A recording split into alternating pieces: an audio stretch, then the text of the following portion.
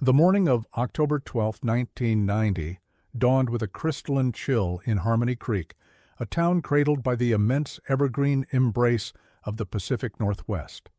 Sunlight, thin and golden, sliced through the morning mist, illuminating streets lined with modest homes and manicured lawns. The air carried the clean, sharp scent of pine and damp earth, a constant reminder of the sprawling, untamed wilderness that hemmed them in. This was a place built on predictability, where the rumble of the early morning logging trucks and the chime of the church bell at noon were as reliable as the sunrise. For the residents, the dense, silent forest was both a beautiful backdrop and a respected boundary, a vast, mysterious world that began where their peaceful lives ended.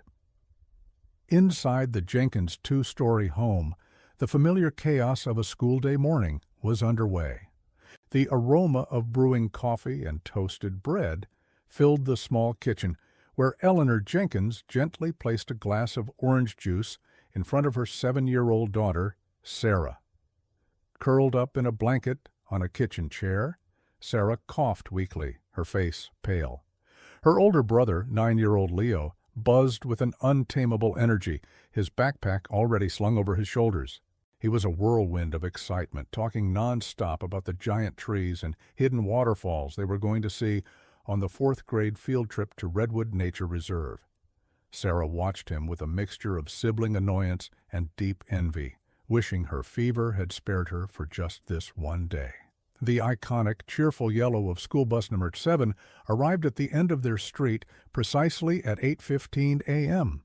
Eleanor walked a bouncing Leo to the corner, her hand on his shoulder, while Sarah watched from the living room window, her breath fogging the cool glass. She could see other parents and children, their laughter carrying on the crisp air. At the door of the bus stood Mr. Gable, the driver, a kind white-haired man who had driven Harmony Creek's children for 30 years, his warm smile a fixture of the community. Sarah watched him tip his hat to her mother. She saw Leo turn and give one last enthusiastic wave before disappearing inside.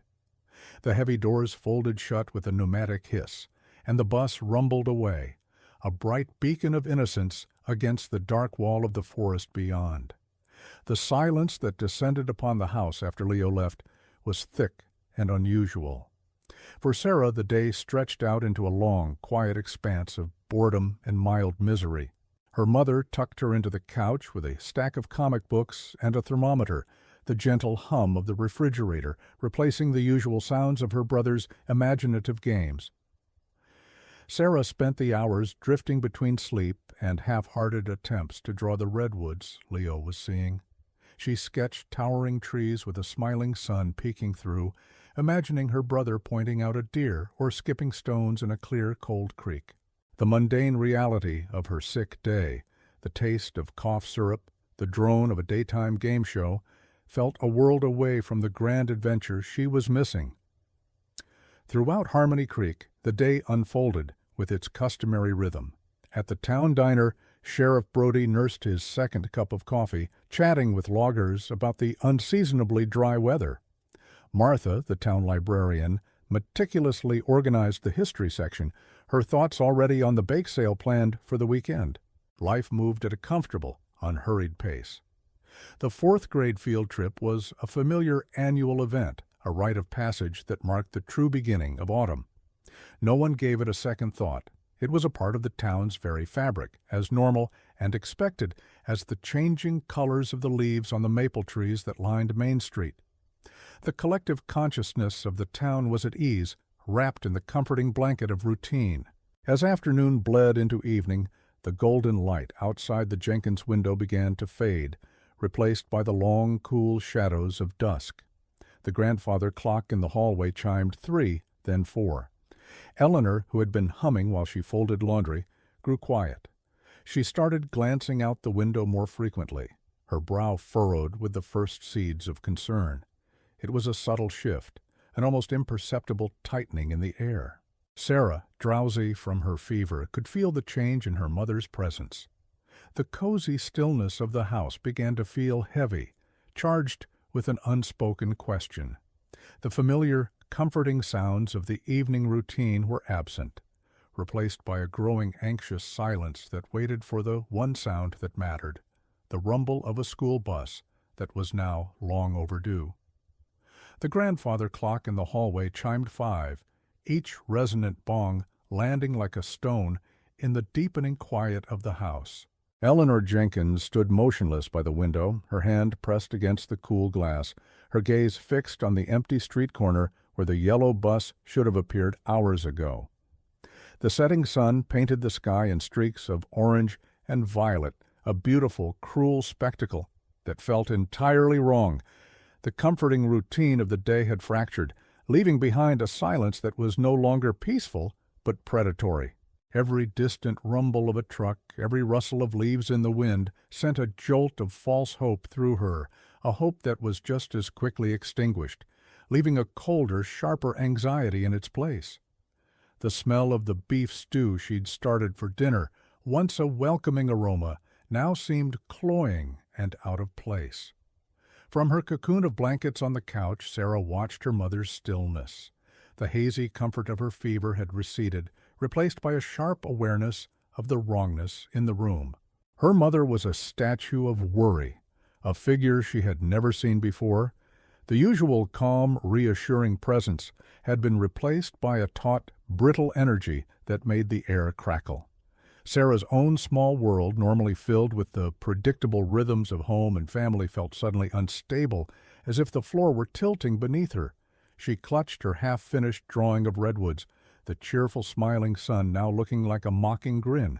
She wanted to ask what was wrong, but the question felt too large, too heavy for the fragile silence, and the fear she saw reflected in her mother's rigid posture kept the words locked in her throat. Eleanor finally moved, her actions stiff and deliberate as she walked to the rotary phone on the kitchen wall. The whirring clicks as she dialed the number for the Petersons' house sounded unnaturally loud. She held the receiver so tightly her knuckles were white. "Mary? It's Eleanor." "Yes, I was just calling about—" "You haven't either?" The conversation was short, a clipped exchange of growing fear. Each word her mother spoke was lower, tighter than the last. When she hung up, the click of the receiver settling into its cradle was like a final damning verdict. She immediately dialed another number and then another. With each call, the same answer echoed back through the phone lines. No one had seen the bus. No one had heard anything. The town's interconnected web of communication was suddenly transmitting a single, terrifying message of absence. The call to the school principal's home was the one that solidified the dread into something cold and hard. Mr. Thompson, his voice strained with a forced calm that did little to reassure, confirmed the impossible. He had spoken to the park ranger at Redwood Nature Reserve himself. School bus number 7, with Mr. Gable at the wheel, had departed the reserve's parking lot promptly at 2:45 p.m., right on schedule. The ranger had waved as it pulled away, its brake lights flashing as it turned onto the main road heading back toward town. The route was direct, a single paved road winding through 20 miles of dense, unforgiving forest. There were no turnoffs, no alternate paths.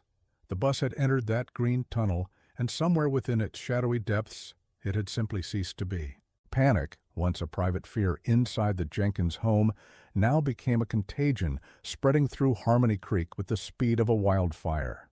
The shared anxiety leaped from house to house through the telephone wires. Porch lights flickered on, one by one, casting anxious pools of yellow onto manicured lawns, illuminating faces etched with disbelief and a rapidly growing terror. The comfortable hum of evening television sets was replaced by the frantic ringing of phones and the urgent murmur of voices in hushed, frightened conversations. The town's collective heartbeat, usually so steady and calm, began to race.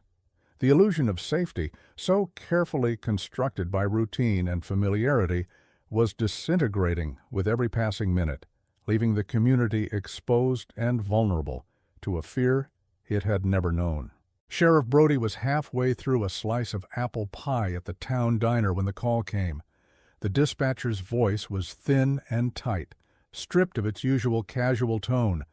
In an instant, the warm, greasy spoon comfort of the diner evaporated. Brody dropped a few crumpled bills on the counter, his mind already mapping the bus route, calculating response times, and battling a rising tide of disbelief. As he strode out into the rapidly cooling evening, the familiar sight of Main Street seemed alien. The weight of his badge felt heavier than it had in years. This wasn't a case of a lost hiker or a petty squabble. This was a 10-ton school bus, a beloved driver, a teacher, and 8 children. It was a piece of the town's own heart, and it was missing. Back at the Jenkins house, the atmosphere had become suffocating.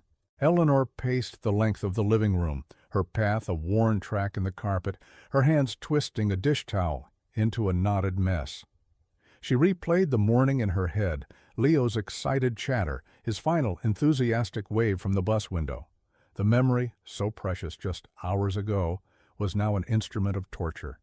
Sarah, forgotten on the couch, pulled her blanket up to her chin, her fever-bright eyes tracking her mother's frantic movements. She could feel the monstrous, unspoken possibilities filling the room, dark shapes lurking just beyond the warm glow of the lamps. The happy, ordinary morning felt like a scene from someone else's life, a distant memory from a world that no longer existed. Slowly, families began to emerge from their homes, drawn by an instinctual need for community in the face of the unthinkable. They gathered under the buzzing fluorescent lights of the town hall, a grim assembly of parents and neighbors. There was little conversation. Words felt useless, inadequate. They stood in small, tight clusters, sharing a silence that was thick with dread. The faces of the children, captured in school photos pinned to a community bulletin board, seemed to stare out at them, their bright, innocent smiles a gut-wrenching counterpoint to the fear in the room. Each parent clutched a photo, a jacket, or a favorite toy, tangible links to the children who had been so vibrant and real that very morning.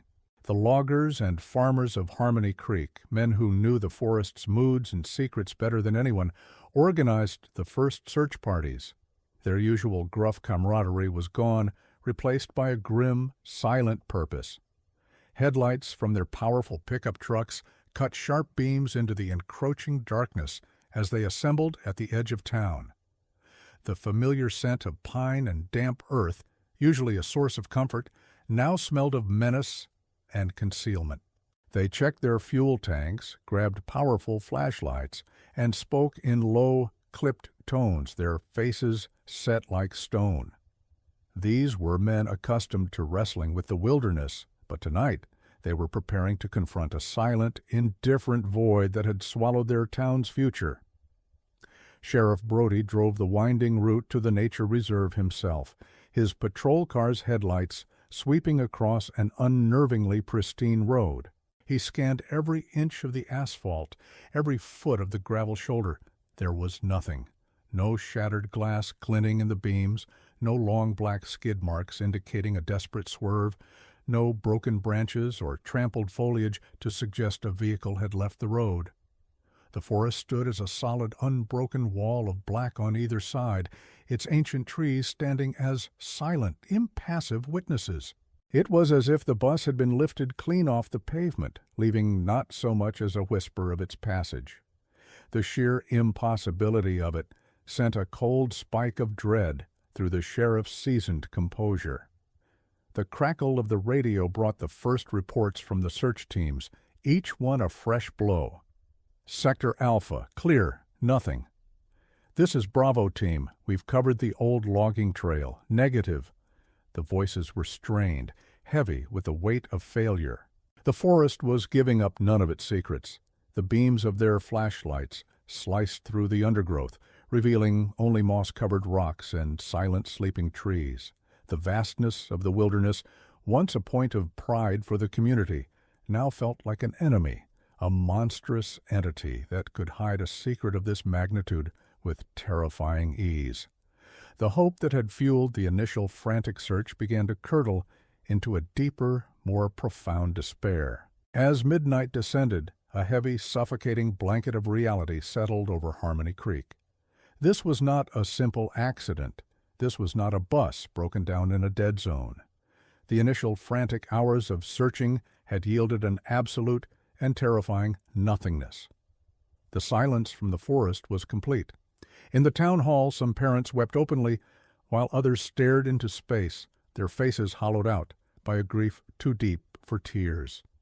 For Eleanor Jenkins, standing once more at her living room window and staring into the impenetrable blackness, the long night was just beginning. It was the start of a vigil that would stretch into days, then weeks, then years. A silent, agonizing wait for an answer from a forest that refused to speak. 17 years is an eternity and a heartbeat. For Harmony Creek, it was a chasm that separated a sunlit memory from a gray, perpetual present. The vibrant yellow missing posters, once plastered on every telephone pole and shop window, had long since faded to a ghostly white before being torn down by the wind and rain, replaced by advertisements for town festivals and high school football games. A small, polished granite memorial now stood in the town square, its 8 names etched in gold, a silent testament that new residents barely noticed. The collective gasp of 1990 had subsided into a chronic, low-grade ache. The forest remained, a vast indifferent keeper of secrets, its green canopy a constant, suffocating reminder of the void it held within its depths. Sarah Jenkins was now 24, a woman forged in the fires of absence. Her small apartment, 2 towns over, was less a home and more a command center for a war that had been lost 17 years ago. One entire wall was a chaotic mosaic of maps, timelines, and grainy photocopies of the 8 smiling school portraits. Leo's face was at the center, his 9-year-old grin a fixed point in her spinning world. As an investigative journalist for a small regional paper, she possessed the skills to dig, to question, to connect disparate threads. But this case was not a job. It was the entire architecture of her being, a relentless personal obsession to find the ghost of the brother she barely remembered. Survivor's guilt was a current that ran beneath every moment of her life. She often found herself standing before a window, the phantom sensation of cool glass against her 7-year-old forehead as vivid as a fresh burn. She remembered the envy, the childish wish to be on that bus. Now that memory was a self-inflicted wound she revisited nightly. Why him? Why not me? The question was a poison with no antidote. He was frozen forever at 9, a boy of boundless energy and laughter, while she had been granted the years, the experiences, the future he was denied. This debt, she felt, could only be repaid with the truth, no matter how monstrous it might prove to be. Her days were a methodical ritual of chasing ghosts. She spent hours in the county archive, the whirring of the microfiche reader, a soundtrack to her search, her eyes scanning old police reports until the text blurred into meaningless symbols. She re-interviewed retired deputies who offered only weary sighs and the same tired refrains. We looked everywhere, Sarah, everywhere. On weekends, she would drive the route herself, parking her car where the road met the forest's edge. She would walk for miles along the crumbling asphalt, staring into the impenetrable wall of green, trying to force the silent trees to give up the answer they had held for nearly 2 decades, her heart aching with a familiar, hollow despair. The other parents of the lost children had splintered in their grief. They held a somber vigil in the town square every October 12th, a dwindling gathering of haunted figures. The Millers had found a fragile solace in religion, convinced their daughter was in a better place. Tom Peterson, whose son Mark had been Leo's best friend, had descended into a labyrinth of conspiracy theories, his garage filled with string boards connecting the disappearance to UFOs and secret government programs. And then there was her own mother, Eleanor, who existed in a quiet, gray limbo. She never spoke of Leo in the past tense, his bedroom left untouched, a perfect, dust-covered museum of a life interrupted. the chasm of Leo's absence, had reshaped the bond between Sarah and her mother into something fragile and fraught with unspoken words. Eleanor saw the ghost of her son's fierce determination in Sarah's relentless quest, a sight that brought both pride and a deep, cutting fear. "You can't bring him back by destroying yourself," she would plead softly, her hands trembling as she straightened a photograph on the mantelpiece. But for Sarah, stopping was not an option. It felt like a betrayal. Her investigation was the only way she knew how to keep loving her brother, a desperate, ongoing conversation with his memory that her mother, lost in her own silent grief, could no longer bear to have. Once a month, Sarah would make the drive to see Miles Corbin, the lead detective on the case, back in 1990. Now in his late 70s, Corbin lived in a small, cluttered house that smelled of stale coffee and regret. He was a man haunted by the case that had defined and ultimately broken his career. It was like they were erased, he'd rasp, his gaze distant as he stared out his window. 10 tons of steel, 10 souls, vanished into thin air, no signs of a struggle, no ransom note, nothing. It's the not knowing that eats at you. It's a hole in the world, kid. A hole you can fall into and never climb out of. Sometimes, in the dead of night, a memory untainted by the tragedy would surface, a small, painful gift. She remembered Leo, his face smeared with mud, showing her a salamander he'd found by the creek. She remembered the sound of his laughter echoing through the woods behind their house as he pushed her higher and higher on the tire swing, telling her not to be scared, that he would never let her fall. These fragments were agonizing because they were so real, so full of life. They were a reminder of the boy, not the victim, the brother, not the mystery. It was these memories that fueled her through the darkest moments of doubt, a reminder of exactly what had been stolen. Harmony Creek itself had developed a kind of communal scar tissue over the wound. The story was now a local legend, a cautionary tale told to children to keep them from wandering too far into the woods. The name Redwood Nature Reserve was rarely spoken. The annual 4th grade field trip had been permanently rerouted to the county museum. The town had learned to live with its ghost, but the fear it instilled was permanent. A child late from a friend's house, a teenager who missed curfew, these small domestic worries were magnified, triggering a deep-seated, collective anxiety that pulsed just beneath the surface of the town's placid exterior. The forest was no longer a place of beauty. It was a tomb. It was during her 100th review of the case files that she found it, a single, overlooked line in a supplemental report. A statement from a trucker who had been driving the opposite direction that day, miles from the bus route. He'd reported seeing a park ranger's truck pulling a large covered trailer around 4 p.m., an hour after the bus was last seen. He'd noted it because the ranger, a man he vaguely recognized, seemed agitated and wouldn't make eye contact. The detail was dismissed at the time as irrelevant, a footnote in a sea of dead ends. But for Sarah it was a flicker of light in the suffocating darkness, a thread that hadn't been pulled. Over 17 years, the families had been tortured by a cruel cycle of hope and despair. In 1994, a convicted kidnapper in Oregon claimed responsibility, leading to weeks of frantic media attention before his story was proven to be a fabrication. In 2001, a set of children's remains were found by developers 100 miles south, and the parents of Harmony Creek endured an agonizing 2 weeks of waiting for dental record comparisons, only to be told it wasn't them. Each false lead was a fresh burial, each dashed hope carving the lines of grief deeper into their faces. They had learned the hard way that the only thing more painful than not knowing was the brief blinding hope that you finally might. Armed with the trucker's forgotten statement, Sarah approached the new Harmony Creek sheriff, a man named Patterson, who was younger than she was and viewed the 1990 case as a piece of unfortunate town history. He listened with professional patience, but offered only condescending platitudes.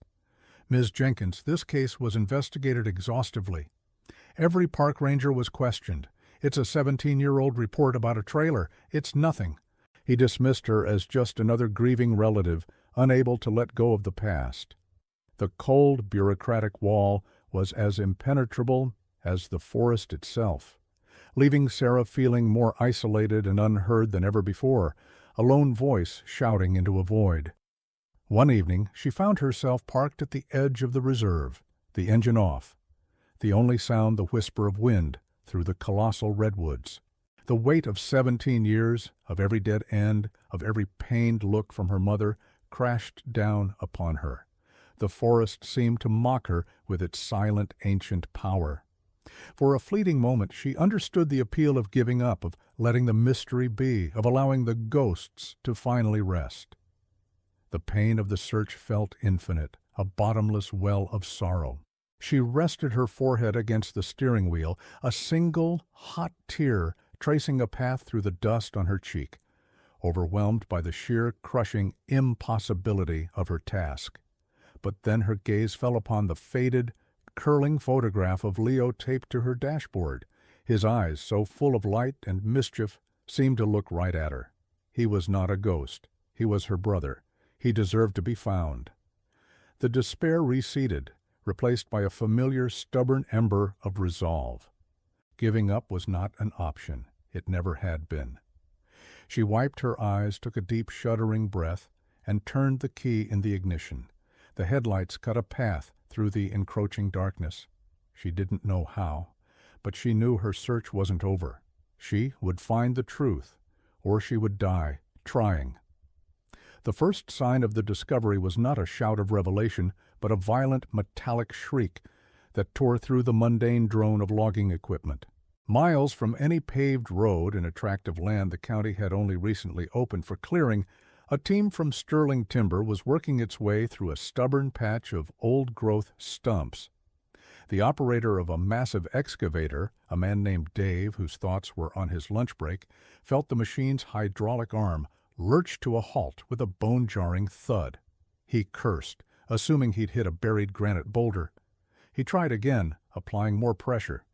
The ground groaned, but the obstacle beneath refused to yield, scraping against the steel bucket with a sound like a tortured scream. Annoyance quickly curdled into a cautious curiosity. Dave called over his foreman, a grizzled veteran of the woods named Hank. Together they began digging around the perimeter of the object with shovels, their boots sinking into the soft, loamy earth. For 10 minutes they saw nothing but dirt and a tangled web of ancient roots. Then Hank's shovel struck the surface with a dull clang. He knelt, wiping away decades of compacted soil with his glove. Beneath the grime, a patch of color was revealed, not the gray of rock, but a faded, blistered, unmistakable shade of school bus yellow. A cold dread, heavy and immediate, settled over the two men. They stared at each other, the noise of the forest fading into a deafening silence. The call to Sheriff Patterson was hesitant, the words tumbling out of Hank in a disbelieving stammer. At first the young sheriff thought it was a prank, a sick joke from one of the loggers, but Hank's voice was strained with a genuine shock that no actor could feign. The moment the words "yellow bus" and "buried deep" registered, a jolt went through Patterson. He felt the weight of 17 years of town history crash down upon him. He gave the coordinates and ordered the site sealed. The news spread through the department not as a memo, but as a whispered, electrifying current. The ghost that had defined Harmony Creek for nearly 2 decades had just been given a physical location. Sarah received the call from Miles Corbin. The old detective's voice, usually a gravelly rasp, was tight with an emotion she couldn't decipher, something between vindication and terror. "They found something, kid," he said, his breathing heavy. "Logging crew, up past Miller's Ridge. They think it's the bus." The world tilted on its axis.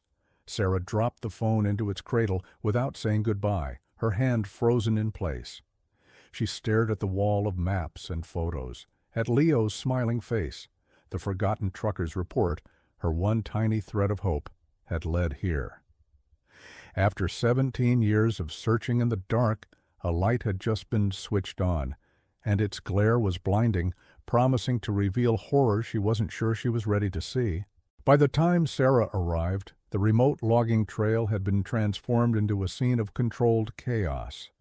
A perimeter of yellow police tape cordoned off a wide area, a stark, artificial boundary against the wild, indifferent forest.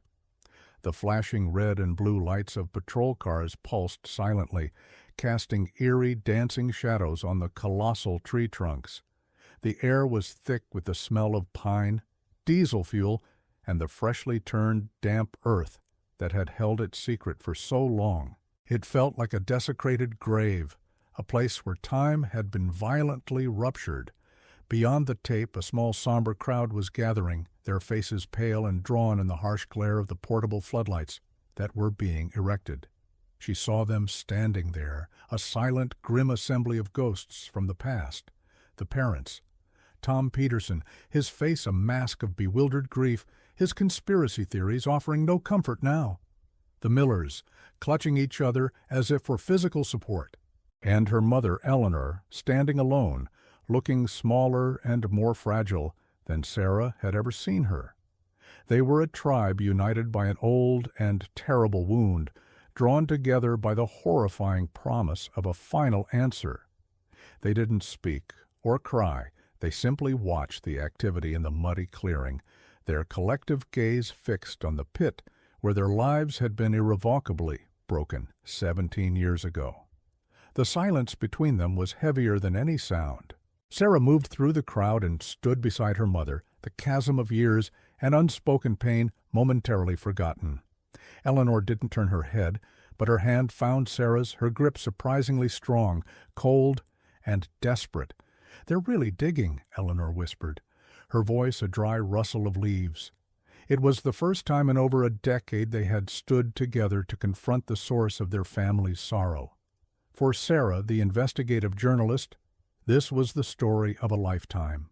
For Sarah, the 7-year-old girl still watching from the window, this was the moment the world might finally break for good. In her mother's grip, she felt the shared terror that transcended their fractured relationship. The excavation was a slow, agonizingly delicate procedure. The roaring excavator had been silenced, replaced by the quiet, rhythmic scrape of shovels and the soft whisk of brushes. It was no longer a construction site. It was an exhumation treated with the solemn reverence of an archaeological dig. Every movement was deliberate, every shovelful of earth removed with painstaking care, as if the ground itself might crumble and swallow the truth again.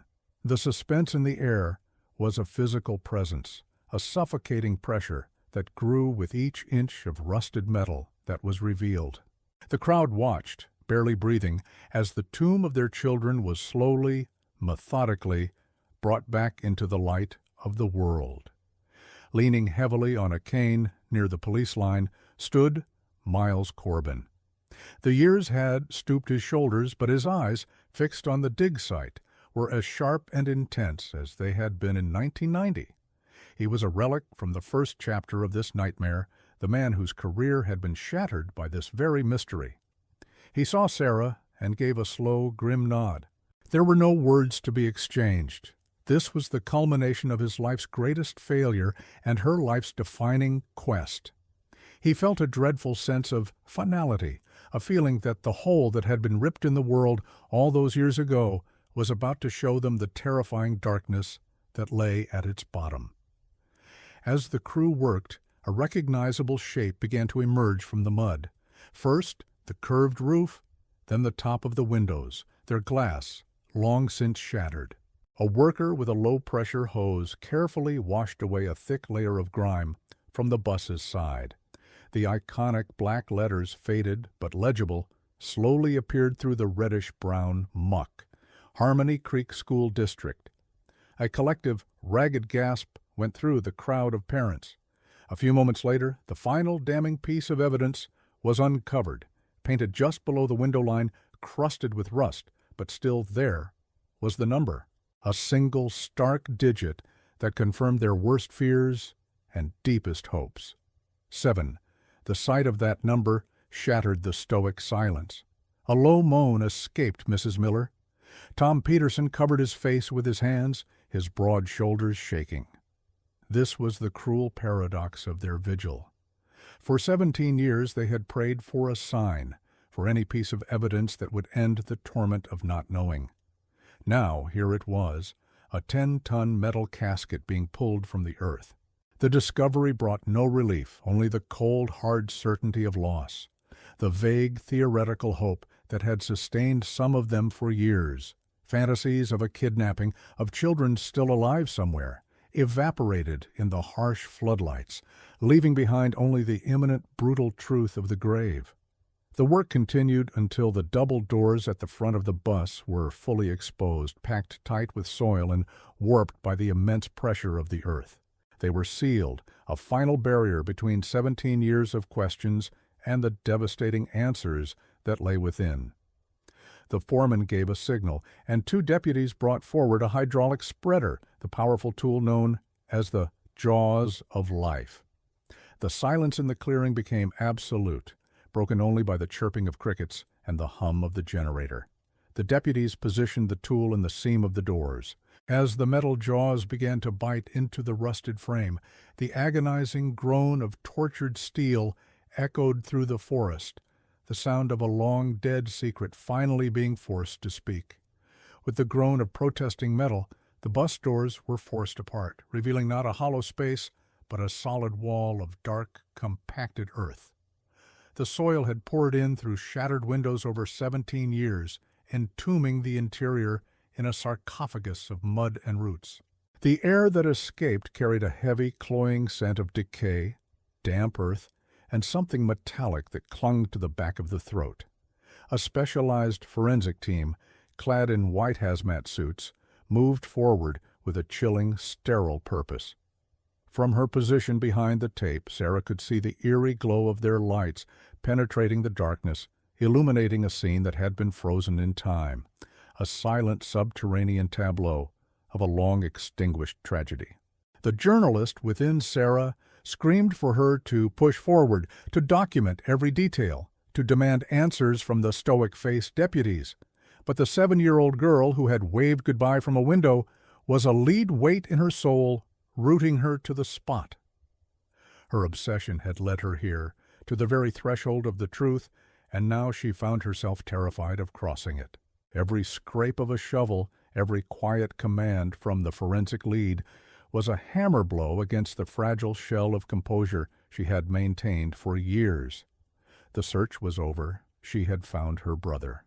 But in finding him, she felt a new, more profound wave of loss, realizing that this discovery was not an end to the pain, but the beginning of a different, sharper agony. Sheriff Patterson, his youthful confidence replaced by a grim pallor, was the first official to peer into the excavated interior. Guided by the powerful beams of forensic lights, he saw the heartbreaking remnants of a normal day. A faded blue lunchbox with a superhero sticker lay half buried in the mud. A small skeletal hand, impossibly delicate, was visible near what was once a seat, its fingers curled around the plastic form of a toy dinosaur.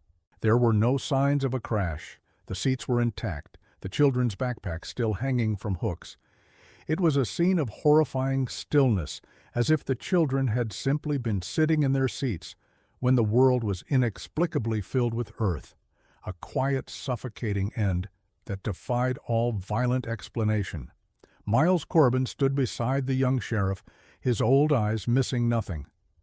The years of regret fell away, replaced by the sharp, cold focus of the detective he once was. "No impact," he rasped, his voice a low growl. "Look at the windows. They were broken from the outside, inward. This wasn't an accident, Patterson. This was a burial." He directed the forensic team with an authority born of decades of instinct, pointing out the unnatural compaction of the soil around the doors, the lack of any personal items strewn about. He was a man possessed, his every action an attempt to atone for the 17 years he had spent imagining this very scene, a grim determination to finally give the dead the justice he had failed to secure for the living. For the parents huddled at the edge of the clearing, the sight of the open bus doors was the final, brutal confirmation that extinguished the last embers of impossible hope. A wave of audible grief rippled through the small crowd, a sound of pure, unadulterated heartbreak. Eleanor Jenkins crumpled, her legs giving way beneath her, and Sarah caught her, holding her mother's trembling frame. The shared shock created a bridge across their years of strained silence. In that moment, they were not the obsessed daughter and the withdrawn mother. They were simply two women mourning the same boy, their grief a raw, unifying force against the cold, indifferent darkness of the forest that had finally given up its dead. The investigation proceeded with agonizing slowness, a meticulous and sacred rite. The forensic team treated the bus not as a vehicle, but as a fragile archaeological site, a sealed vessel from a lost world. They worked under the glare of floodlights through the night, using brushes and trowels to remove the earth inch by inch. Each item they uncovered was photographed, cataloged, and sealed in an evidence bag. A half-finished math worksheet, a single child's sneaker, a teacher's lesson planner, opened to October 12, 1990. The world watched via news helicopters circling high above, but down in the pit there was only a reverent, focused silence as the investigators carefully peeled back the layers of a 17-year-old crime. It was a rookie deputy, his face still shiny with youth, who found it. Tucked beneath the driver's seat, preserved in a thick casing of mud that had likely saved it from the worst of the moisture, was a black Sony Handycam. The discovery sent a jolt of electricity through the exhausted teams. In an analog world of 1990, a videotape was a potential miracle, a ghost in a machine capable of speaking for the dead. Sheriff Patterson himself carried the camera out of the clearing as if it were a holy relic, his expression a mixture of profound hope and deep-seated dread.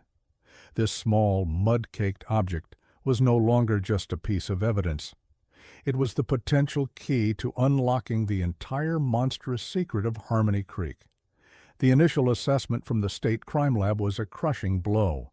The high-8 cassette tape inside the camcorder was severely degraded, its magnetic surface warped and flaked by years of moisture and microbial decay. The lab technicians were grim, giving it less than a 10% chance of yielding any usable footage.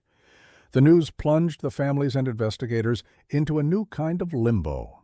After the shocking discovery of the bus, they were now faced with a different kind of burial, a truth that was physically within their grasp, but potentially lost forever to the simple, indifferent ravages of time. The wait for the lab's painstaking restoration attempt began, each hour stretching into an eternity of renewed fragile suspense. Sarah found herself in a torturous internal battle. She used her press credentials to call in favors, pushing the state attorney general's office to devote every possible resource to the tape's recovery. She argued, demanded, and cajoled, driven by the fierce, journalistic need for the final piece of the puzzle. Yet, in the quiet, sleepless hours of the night, she was haunted by the possibility of its success. Did she truly want to see the last moments of her brother's life? Could she bear to witness the face of the person who had stolen him from her? The truth she had dedicated her life to finding now felt like a precipice, and she was terrified of what she would see when she finally looked over the edge. As the investigation intensified, a subtle resistance began to surface within Harmony Creek itself. Some of the older residents, including a retired deputy who had been part of the original search, grew defensive under the new scrutiny. They met Sheriff Patterson's questions with clipped, evasive answers, their memories suddenly foggy. It wasn't a conspiracy, but a deep, communal desire to let the dead rest, to avoid unearthing the uncomfortable truth that the initial 1990 investigation had been flawed and incomplete. The town, which had suffered so long under the weight of the unknown, now seemed to fear the terrible certainty of the truth, creating an unexpected obstacle of silence and willful forgetting for Sarah and the new investigators. The first breakthrough from the lab came in the form of sound. Technicians managed to restore a few minutes of audio from a less damaged portion of the tape. They played it for Sarah and Corbin in a sterile conference room. The speakers crackled to life with the innocent, off-key singing of children performing "The Wheels on the Bus." Laughter followed, and the gentle, reassuring voice of the teacher, Ms. Albright. Then the singing stopped abruptly. After a moment of silence, a man's voice could be heard from outside the bus, calm and friendly. "Having a bit of engine trouble there, Mr. Gable?" The voice was unremarkable, yet in the context of the silence that followed, it was the most terrifying sound Sarah had ever heard. Days later, the lab recovered the first fragmented images. The video was a chaotic mess of static and color bleed, but short, stable clips flickered into existence. They saw the smiling face of Leo's best friend, Mark Peterson, making a funny face at the camera. They saw a brief, shaky shot of the towering redwoods passing by the window. Then a longer, more stable sequence. The bus was stopped, and Mr. Gable was leaning out of his window, talking to someone. The camera, likely held by Ms. Albright, panned over, trying to capture the person outside. For a few agonizing seconds, the image was obscured by a sun flare, showing only a silhouette against the blinding afternoon light. The climax of the restoration came without warning. A technician, using new filtering software, was able to stabilize the sun-flared image for just under 2 seconds. The silhouette resolved into a clear, recognizable face. It was a man in a park ranger's uniform, smiling a placid, neighborly smile. Miles Corbin gasped, a choked, guttural sound of disbelief. He knew the face instantly. It was Ranger Frank Henderson, a man who had been a pillar of the community, who had even helped lead some of the initial volunteer search parties in 1990. He had been questioned and cleared, his alibi seemingly solid. A man who had died of a heart attack in his sleep 5 years ago. A new, colder silence descended upon the investigation. The mystery of what had happened to school bus number 7 had been solved, but in its place was a far more incomprehensible horror. The monster wasn't a phantom or a stranger who had passed through their town. He was one of their own. He had worn a trusted uniform, shaken their hands, and shared their feigned grief. The discovery of the bus had unearthed the bodies, but the face on the tape had unearthed a truth that was infinitely more disturbing. Evil had lived comfortably among them, hidden behind a familiar, friendly smile. The town now had a name for its ghost, but with the killer long dead, justice felt impossible, and the question of why loomed larger and darker than ever before. The air in the small, windowless viewing room at the sheriff's station was stale and suffocating, thick with the hum of electronics and the weight of 17 years of unspoken dread. Sarah sat beside her mother, their shoulders not quite touching, a chasm of shared grief between them. Across the table, Miles Corbin leaned forward, his ancient hands gripping the arms of his chair, his gaze fixed on the blank monitor. Sheriff Patterson stood by the door, a silent, uniformed sentinel to this final, terrible rite. The lab technician, a young man who looked unnerved by the gravity in the room, spoke in a low, clinical tone. "The footage is heavily fragmented. We've pieced together what we can. There are significant gaps, and the audio is distorted. But it's the best we can do." He pressed a key, and the dark screen flickered to life. For a moment, the room was filled with impossible life. The shaky amateur footage showed the inside of the bus, alive with the chaos of happy children. Sunlight streamed through the windows, illuminating dust motes dancing in the air. Leo's face, younger and more vivid than any photograph, filled the screen as he made a silly face, his laughter a ghostly echo from another lifetime. Sarah felt a physical blow to her chest, a gasp of air stolen from her lungs. Beside her, Eleanor made a small, wounded sound, her hand flying to her mouth. They watched as the teacher, Ms. Albright, panned the camera around, capturing the children singing, their off-key rendition of "The Wheels on the Bus," a heartbreakingly normal soundtrack to the final moments of their lives. The singing stopped. The camera wobbled, then focused on the front of the bus. Through the windshield, they could see a park ranger's truck blocking the narrow road. The image was grainy, but the scene was placid. Mr.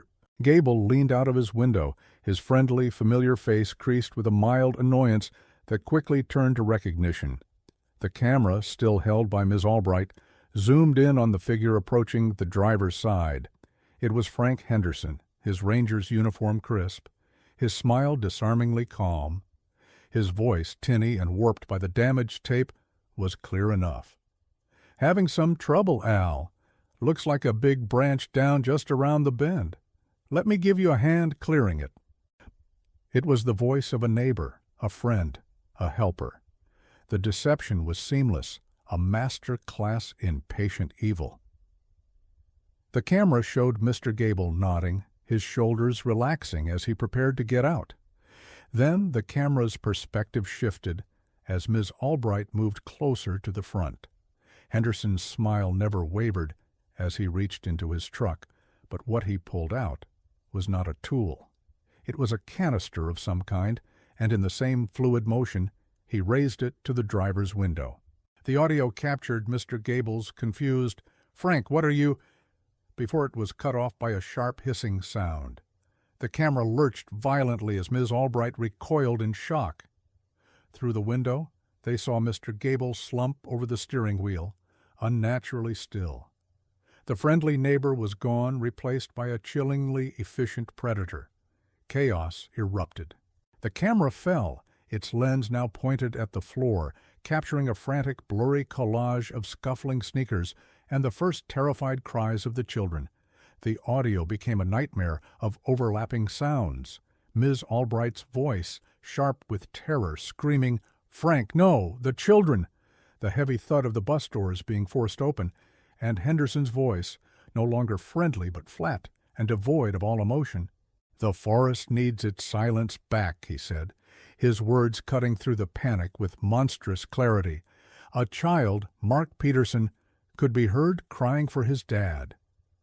Then there was a series of sickening, rhythmic thuds, followed by a final piercing scream from Miss Albright, before the tape dissolved into a blizzard of hissing static. The screen went black, but the images were burned onto the inside of their eyelids. The silence that filled the room was heavier, more profound than any sound. It was the silence of the grave they had just witnessed being filled. Miles Corbin was the first to move, a low, ragged sob escaping his lips as he buried his face in his hands. "I knew him," he rasped, his voice thick with self-loathing. "I interviewed him. He offered his condolences."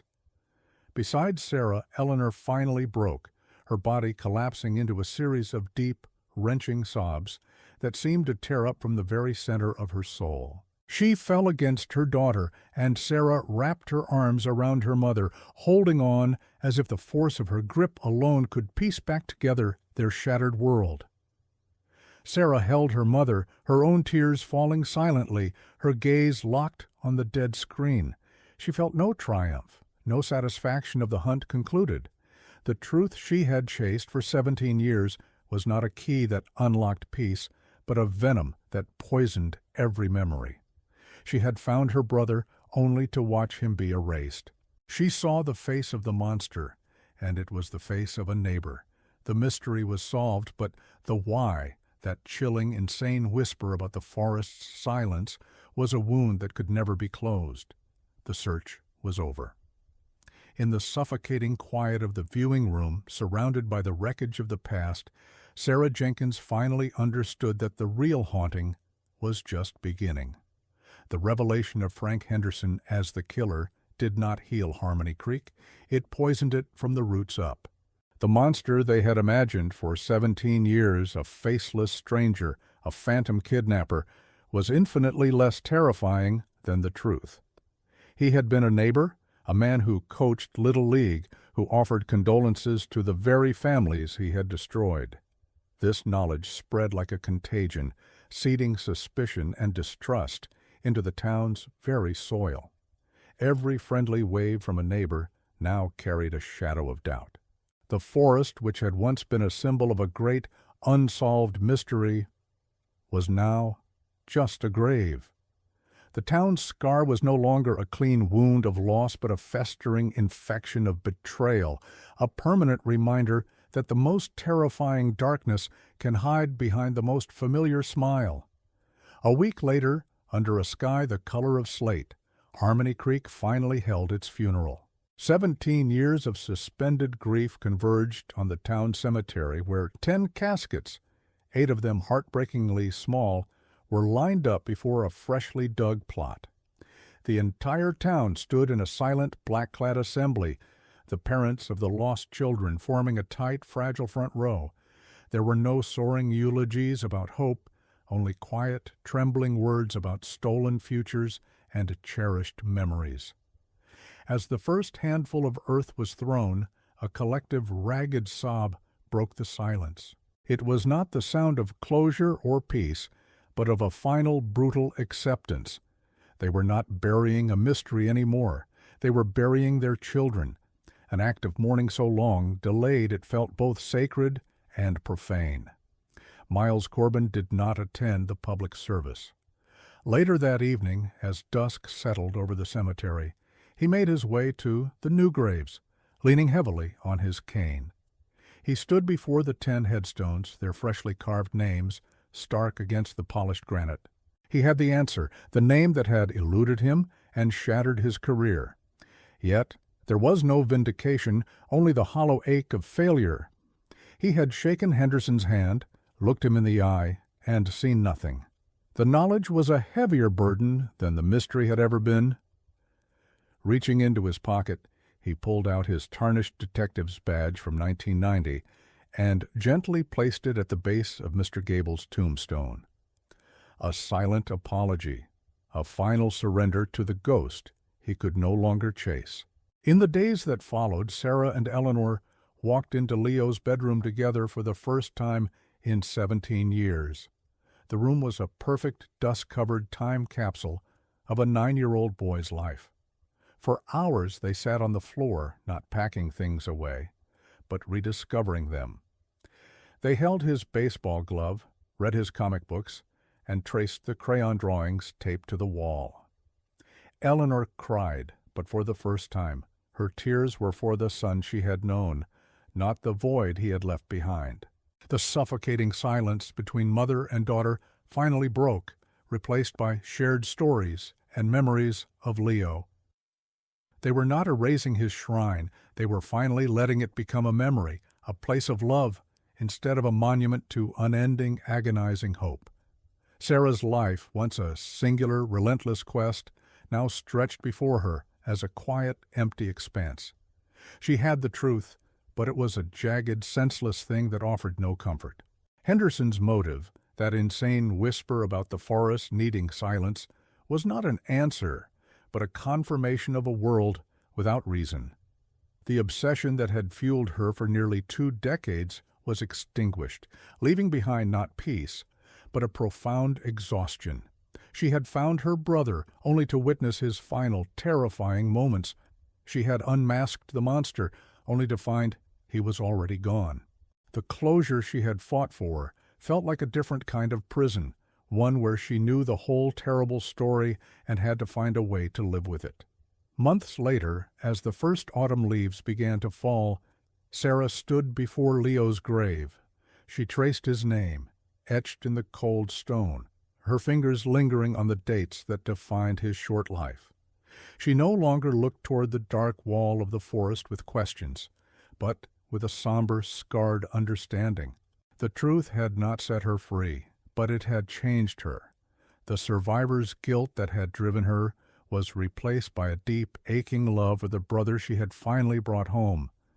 The world was no less broken, the silence from the woods no less profound, but in the quiet act of remembering, she found not an answer, but a fragile human resolve to carry his memory forward into the light.